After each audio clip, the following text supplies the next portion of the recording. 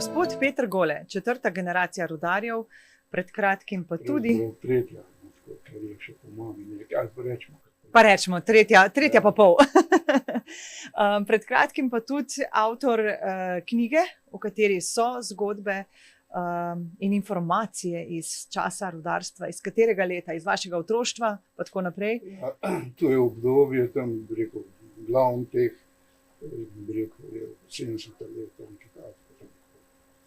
20 let, kad je bila še kolonija živa, rudnik je še bil v polnem vratovanju, tako da sta rekel, moja najmlajša leta, kot poklicna leta. No.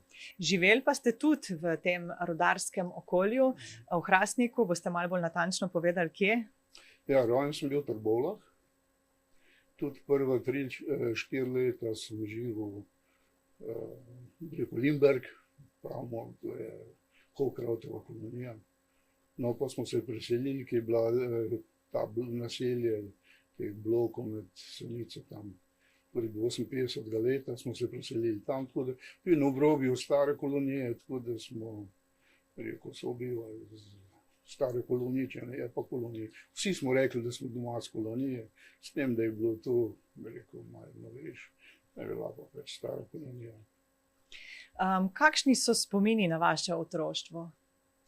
Ja, spomini pač kot, rekel, podoben kot mojim vrstnikom, ni bilo nekih hudih razlik.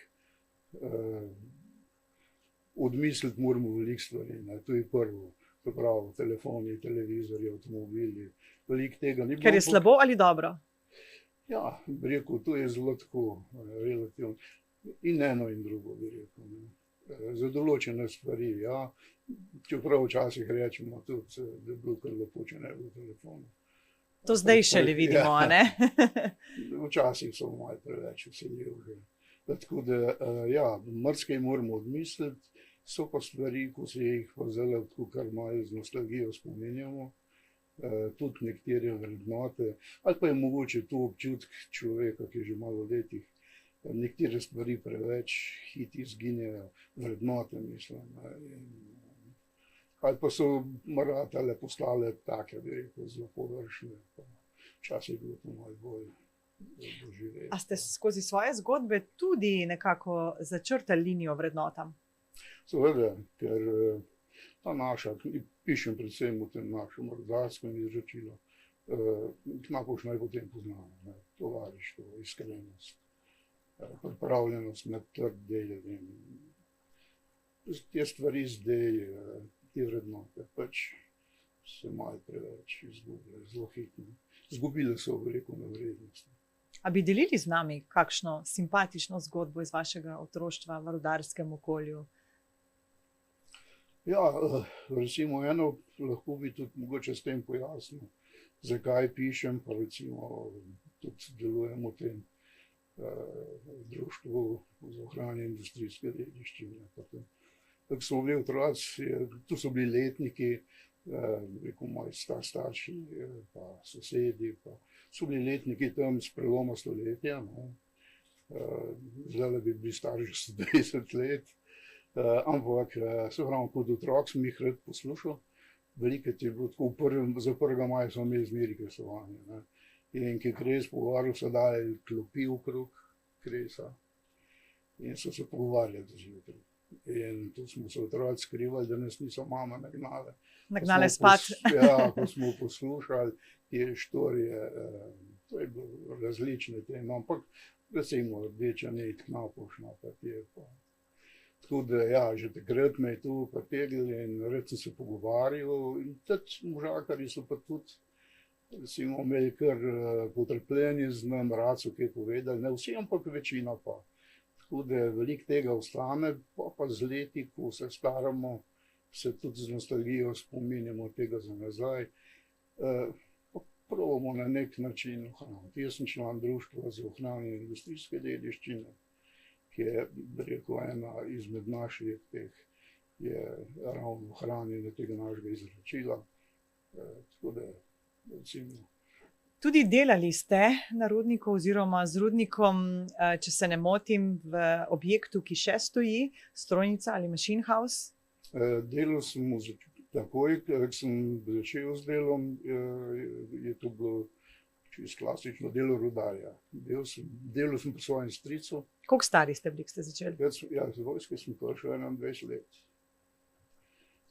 Delal sem kot pomočnik kopača na progi, na izdelavi proge, par let. Kaj pa dela pomočnik kopača? Vse, kar mu haja reči. Tu je pretežno fizično delo, izkop rova. Kramp, lopata. Ja, tudi stroji različni, ročna orodja razna, letalni stroji, odkopna kladiva, tu recimo. Glavnem tako delo. To je bilo kar 3-4 leta. Potem pa počasi tudi drugo delo, eno izmed njih tudi. Tam sem bil pol 12 let, strojnic, kot ste rekli, kot strojnik na glavnem šahtu. In ta šaht še stoji? Šaht še stoji, strojnica je še, bi rekel, ni več operativna, ampak lahko pa povemo, v njej vse še stoji, tako je bila sicer. Ni pa več. Sva pred časom tudi skupaj bila tam, v strojnici. V resnici je še kar dobro ohranjena, tudi sami stroji, nekaj je še delujočega, ne? Ja, upam, da v prihodnosti, zdaj se kompresor malo pošteno, da bo strojnica tudi prišla na vrsto. Vidim včasih kakšne skupine delam, pa da je, tako čeprav si malo presenečen, ampak jih zanimajo te stvari.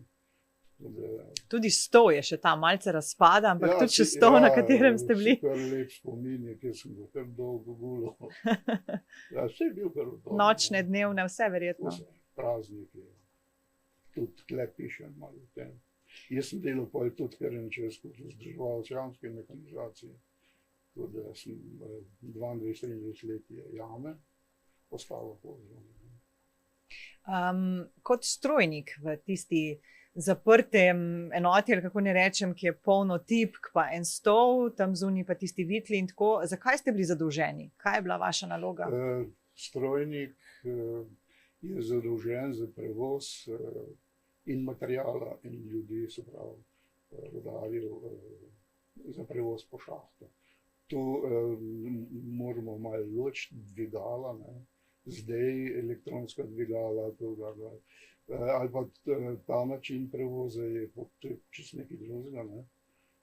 Vtikle je vse ročno, voz se po signali, pri vznožju šahta, pri vhodu na kletko je signalist, daje signale, zvočne signale, ali pa telefonske strojniku. In ta pač potem voz, kle so zelo stroga pravila. Ker tukaj je vse mehansko, tle ni nobene. On spodaj, on gor se slišita in potem določita, evo, bomo šli, nek signal ste omenili. Ja, zvočni signali so bili in po teh signalih se je to vozil, ko je ročno, vse preko zavore. Vozil se je material 6 metrov na sekundo, za ljudi pa smo povozili pa 4 metre. Koliko ljudi je šlo v 11 ljudi na kletko. Naenkrat. S tem, da dvoetažne kletke so, ljudi smo vozili pa samo na spodnji etaj. Material se je povozil na obeh etajih. Na koliko globine ste jih spustili? Ja, tam nekaj čez 200 metrov, preko koristne površine. Se pravi, koliko časa, ko so na vrhu stopili v to kletko? Odvisno od hitrosti. Približno? 7-8 sekund. Je trajalo do cilja. Ja, je šlo kar dosti hit. Tisti, kjer recimo smo včasih vzeli tudi skvalce in so imeli nekateri malo metodičko želodci. Aha, je kar hitro za tak občutek. Ja, pri zaviranju pol pride malo, da se malo želodci dvigne. A ste tudi malo lalač, kdaj je to naredili? No ja, tisto bom povedal. Bom pa povedal vam anekdoto, ko je bil en sitni inženir, že bil s Trebovlj, ko se je tako včasih malo z ljudmi, malo bolj narodni način pogovarjal in bal se pa je vas po šahtu. In ko ga je signalist, namesto da bi dal, ko ga je on klical iz sedmega obzorja, da bi pelil ga na dan, ven, je dal signalist strojniku signal za material. Kar je pomenilo, da gre to 6 metrov na sekundo. Bistveno hitreje. In ko je prišla kletka na vrh, je več kot 30 prišel dol, pa je rekel pa signalistu, nazel, ja, kakšen signal ste pa dali, je rekel za drve. In tako ste malce ponalagajali tistim, ki so bili drugače pa. Ne, rekler veliko se igrati nismo smeli, ker pa je bilo lahko prišel hitro. Sicer ni, do tega nikoli ni bilo kakih težjih poškodb ali pa smrtna poškodba, mislim, z smrtnim izidom. Bila je sicer enkrat, preden smo je začel, je samo enega primera se spomnim. Na dvigalu oziroma na tem. Ja, bi bilo, ampak to je pač bilo. Sam stroj je tudi zelo zanimiv, izdelan je bil v STT Tarbovlje. Celoten? Kompletno, ja. Strojnica je bila, recimo stroj je bil postavljen leta 1958, takrat je zamenil dotedajšnji parni stroj. Prej je bil parni stroj. Stroj je unikum med izvežanimi stroji, potem že tudi, ker ima lesene drsne obloge, zavode so lesene. In to je tudi še zdaj, ko pridejo ljudje, malo tako začne gledati. Ja, te obloge lesene, ko so pa nas mizari pripravili. In to se je menjalo dvakrat približno na let. Odvisno tudi. Tega ni več. Pravzaprav, jaz nisem slišal še. Se pa tudi je kdaj pokvarilo to dvigalo? Ne. Nikoli? Nikoli toliko, da bi dlje stal v paru. Nikoli se ni No, se par ur je dost ostati v eni kletki. Ne, tisti nikoli. Aha, se pravi, nihče ni ostal, samo pokvarilo se je to, da so... Ne, včasih je prišli pri prevažanju recimo materijala, pri transportu, recimo razne opreme. Pospet zaradi, bi rekel, nepazljivosti glavno. Ne zaradi stroja. Se pravi, stroj je deloval brezhibno kot... In takrat je prišlo včasih do kakšnih, ampak nikoli, se pravi, proizvodnja nikoli ni stala več po paru zaradi tega. Dokler je bil transport premoga po jašku, se je pol kasneje šlo tako vse preko trakov, pa v trgovini separacijo. Ko ste kot 21-letnik prišli delati na rudnik v Krvar jamu, ali so vas bolj popazili ali bili bolj, bom rekla, strogi do vas, ker ste bili potomec rudarjev? Tako je, mi smo, knapi imajo, ali pa bi rekel mogoče kot podobni poklici, to, kaj je navado, ogromno govorijo o svojem med sabo, o delu, o tem. Zato včasih so rekli, knapi kukar skupaj pride sam čim prej než drugega. Tesari, pač jamo. Ja. No in tega sem se jaz ne poslušal že doma, ker so bili strici. Se pravi, ste tudi izraze poznali pa vse, ne? Ja, in strici, starovači tudi. V našem bloku je bilo 12 stran, čisto so se bili na rudniku. Popolnoma. To je bil tudi rudarski blok? To je 58. leta, 57 do 58. So bili vsi 4 bloki, to je resnica. 4 vseljiv in mi smo prišli tako na nov blok. No, pa se večinoma so tako bili rudarji v Hrastniku, tako da... Ja, zgornji del že. Zgornji del, recimo se jih pleša kemična, steklarna. Je pa bolj spodnji Hrastnik, ne? Tle, ta moj okolje, posebej še stara kolonija, tudi je bilo vse knapov, rudarstvo. Tako da ja, se ne poslušaš tega in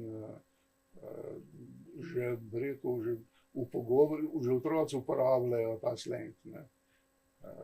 Vsi smo vedeli, kaj je hunt, pa tako naprej. Pa kolem kišta, pa tako. Ja. Tako. In tako da pol oče mi je povedal, ker nekaj preden sem šel, sicer knapi nimajo navad, on je samo enkrat vprašal.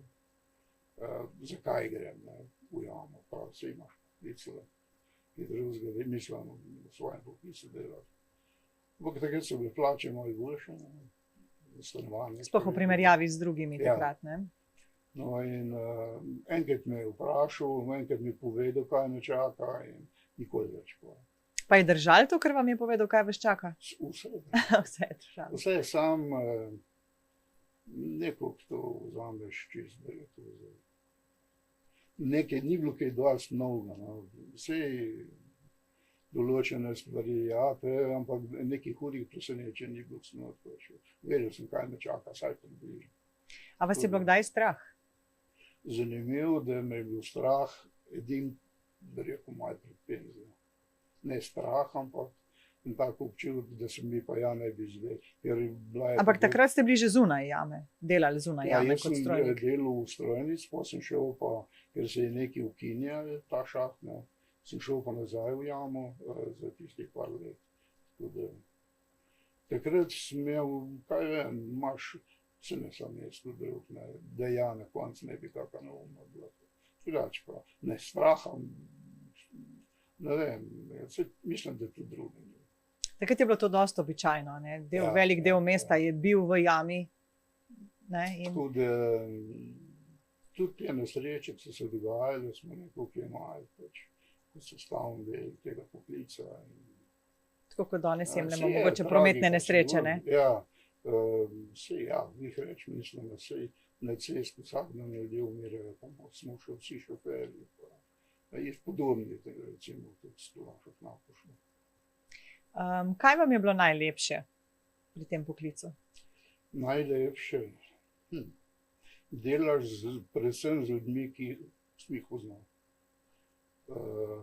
Pol, rekel, ta odnos, človeški odnos, rekel, napošna je malo posebna, brez tovarištvo, ker tam veš, da karkoli bi se zgodil, mislim, lahko računaš. Ste bili 100%, da če se kaj zgodi, takrat bodo komarati knapi prišli? To je dober občutek, verjetno, ne? Dober občutek in se pravi, starejš kot si, ko gledaš pa na te vrednote, so počas. Ker recimo za to rudarstvo, že pol, ki je šlo proti konci, se je počas začeli spreminjati, zdaj, ki je to ugasilo, se pa gledamo malo nasleduje na te stvari. In en del, ali pa en vzrok tega je tudi, da to počnem, kar počnem, je tudi, da ohranimo vsaj del tega, co naše zvance, zvonute. Da bodo vedeli, kako je bilo. Ja, sej neki že naše transferjo sam. Doma tudi pripovedujete zgodbe svojim generacijam novim? Jaz imam enega sina, vnuka, mislim, živi v Ljubljani, niso tukaj žal velike tega, ne, tle v Revežih, da se mlad odselijo. Izobraženci selijo, pač za kruhom. In ja, vnuke zanima in oba sta zelo ponosna. So jim zanimive knapovske dogodivščine? Ja, dva sta tudi ustrajala, da ne, jaz sem tako priložnost napisal kakve tekste za prireditve. Pa na JSKD je tistim srečanje, ko imamo v jesen, v Zagorju, pa tam smo pošiljali.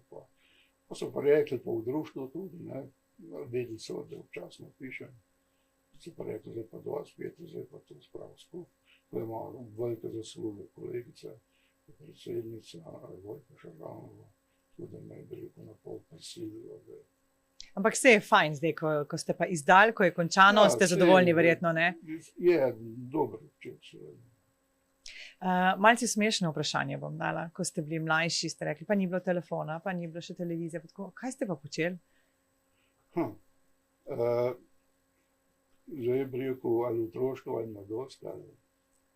Izberite si sami, kaj nam boste izdali. Ja, igrali smo se, čisto, sistem je bil, rekel, preživljanja prostega časa, je bil popolnoma drugačen.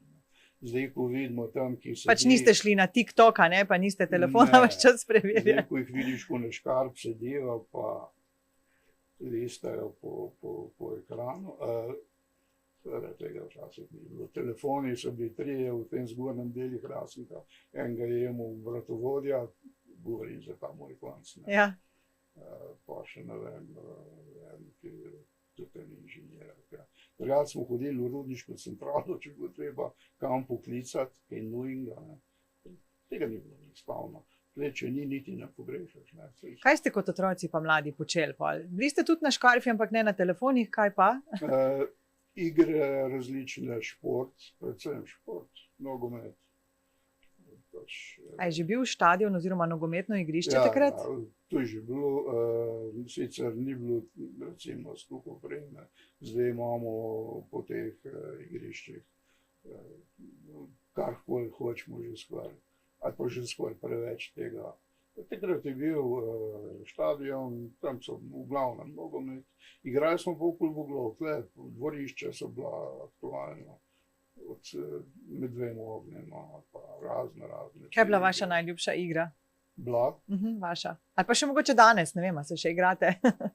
Ja, igrali smo se z vnuki, ja, tudi bolj igre žogo. Pa predvsem jaz zelo rad hodim v gost, tudi jih peljem tudi v naravo, tudi ribič, sem bil se lovc dolg, pa zdaj smo. Kako bi pa rekli tisti časi, Rudnik je kar poskrbel tudi za družabno življenje oziroma za življenje izven jame oziroma delovnega časa.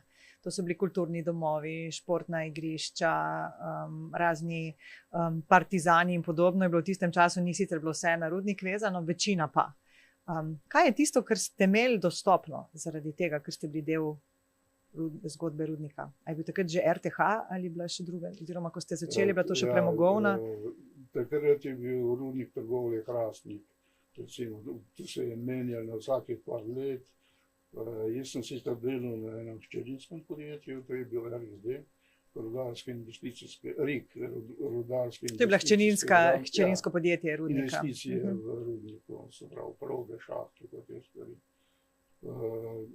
Rudnik je poskrbel za te stvari, od recimo sindikalnih iger, s tem, da je vlagal v infrastrukturo preko občine, tudi za tiste cajte smo, ne vem, saj osebno nisem več pogrešal.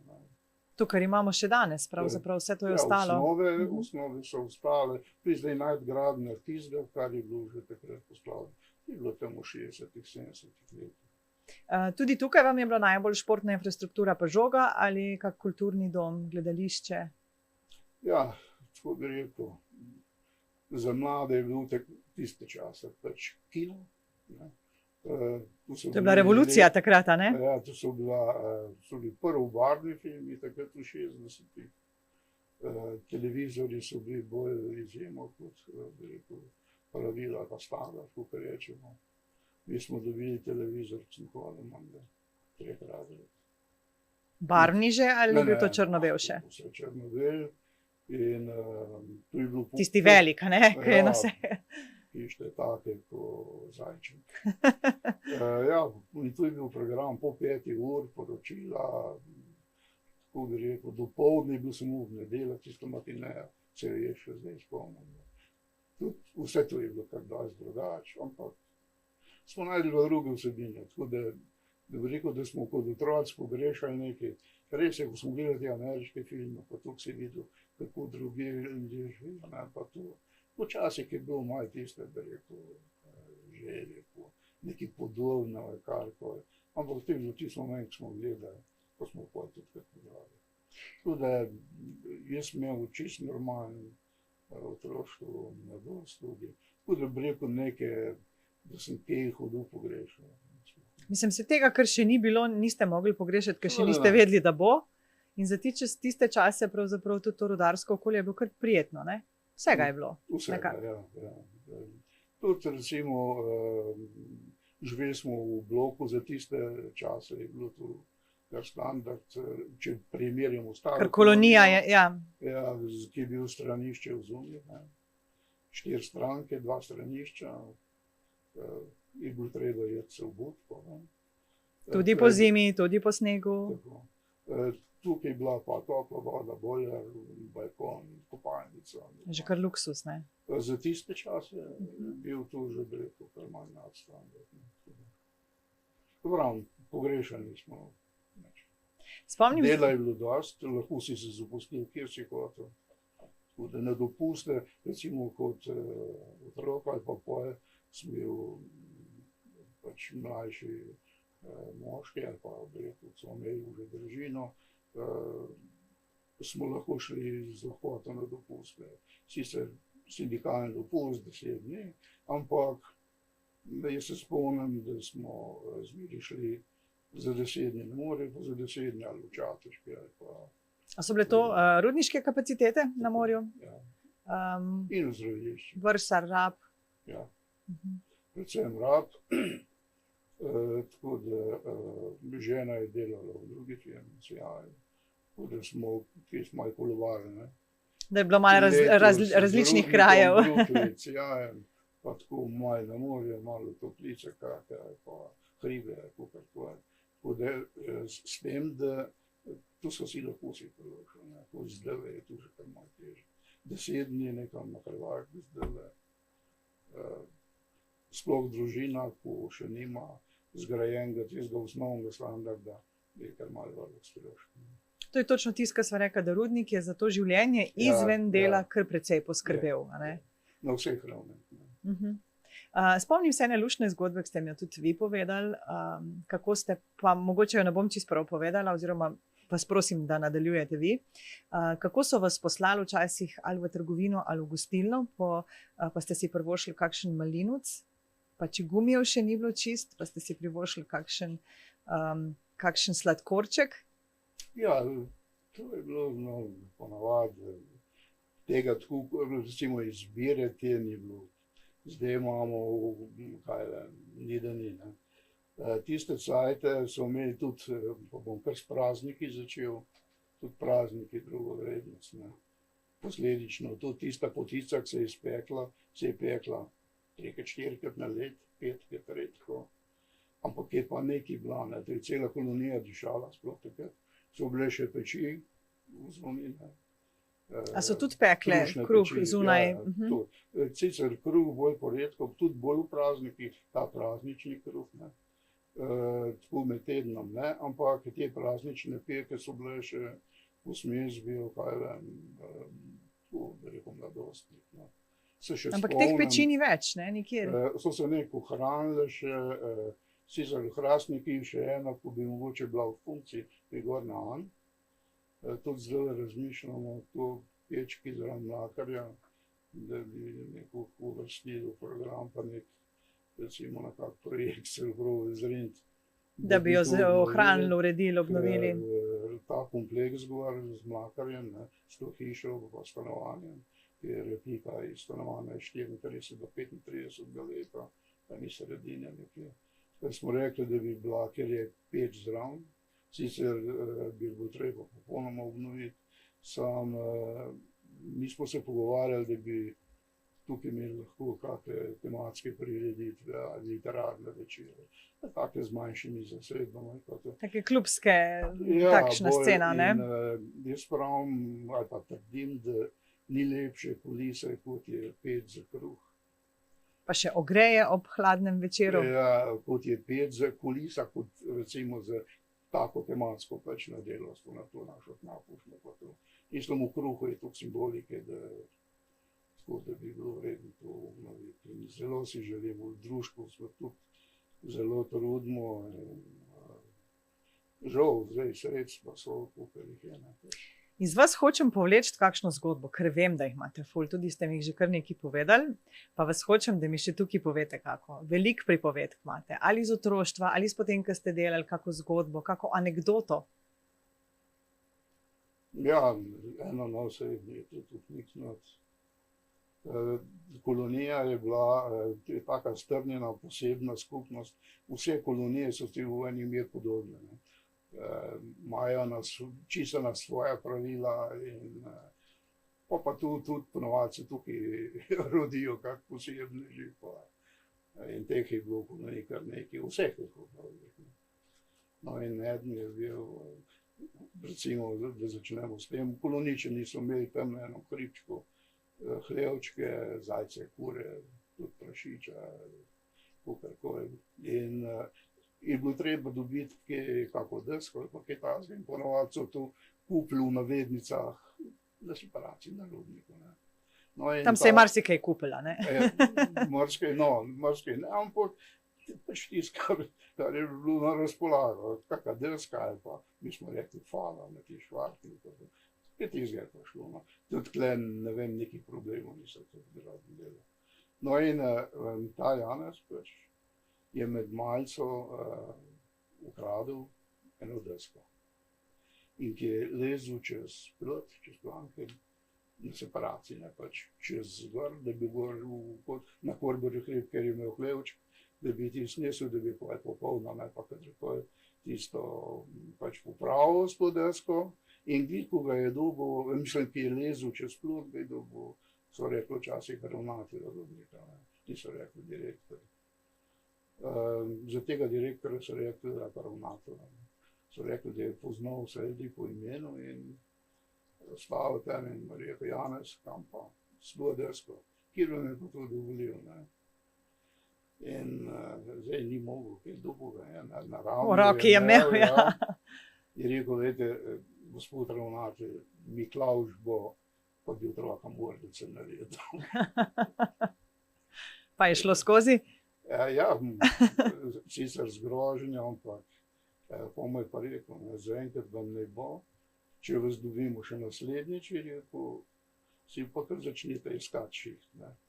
Sam Janez je, kar je pol pripovedoval, je bilo takoj že ok, je videl, kako poceni je odnesel, da ni malo daljše pa širše desko ukradel.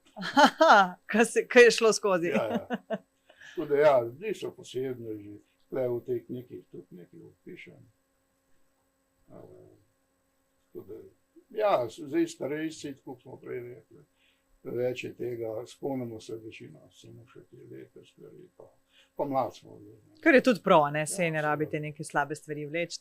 Zagotovo je bilo pa to tudi težaško delo, zahtevno delo, tudi odgovorno delo, ne na vse zadnje je jama, ne na vse zadnje je bilo veliko ljudi, veliko ročnega dela, kjer gre lahko veliko narobe. In verjetno je tudi kdaj šlo. Ja, nesreče so se dogajale, to je veliko v rudnikih in tukaj pri nas in kje druge, pistalnica pač s težjim ali pa z manjšim, lažjim posledicam. Tukaj tle pač konkretno za ta naš rudnik je bilo kar en par takih, bi rekel, zelo tragičnih. Vsake toliko se je kaj zgodilo. Sam pravim, čeprav bi rekel, največkrat so stvari v rudniku pri delu, pač v jami, ko se daje predvideti, jih je pa kar nekaj, kar je pa to nemogoče. In bi zaradi teh, ne bi rekel zaradi malomarnosti ali kakršnekoli stvari. Mislim, da je glavnina vseh teh tragičnih dogodkov, mislim vzrok, više sila čisto, bi rekel, nepredviden dogodek, od vdoru razne mulja, požarov, jamskih požarov, pa te stvari. Tako da to se je, rekel, celo življenjsko dobo rudnika dogaja, kar dosti pogosto, ampak poživi s tem, pa v tem okolju si zrastel s tem. Drugače je to za enega, ki je od nek prišel, za nas smo bili, rekel, domačini, spet bilo. Vzeli smo to, kot smo prej rekli, sestavni del tega našega življenja dela. Kako pa danes gledate na Zasavje in okolje, kjer ste tudi ostali, oziroma se rodili in tudi ostali?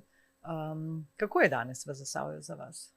Ja, mislim, da napredek je zdaj, če vzamemo že od zaprtja rudnika pa do zdaj je vidno tudi. Mislim, da je dosti boljše kot bilo. Katerega leta ste vi odšli v pokoj? 2004. Uradno 2005, mislim. Imel sem tukaj šihtov dobro, ker sem pač delal tak del, sem mogel več delati, tako da sem dopust izkoristil, pa tisto, tako da je šlo čez let. Se pravi, z delom ste nehali 2004, 2005 ste pa uradno. Uradno šel v penzijo, ja. Ja, v tem je pa kar na vseh področjih. Vam je všeč ta razlika? Do neke meje, ja, določene stvari, ampak se pravim, to je značilnost zdaj, menda kar vseh nas, ko smo teh let, ali pa približno teh let, tako da malo za nazaj, tako malo pojamramo, ne, včasih, pač smo bili. Malo pojamrate, malo je nekaj dobrega, izpostavite. Ampak tako, če pogledamo, pa so pa stvari, ko zdaj si težko zamislimo, da bi lahko živeli brez tega. Je razlika, je ogromno, napredek je. Čeprav se pravim, po drugi strani pa določene vrednote so, bi rekel, včasih je bilo to sam po sebi, bi rekel, razumljiv, zdaj te stvari so bolj površne. Napisali ste knjigo, delite zgodbe. Kaj želite, da od tega ostane in na kakšen način?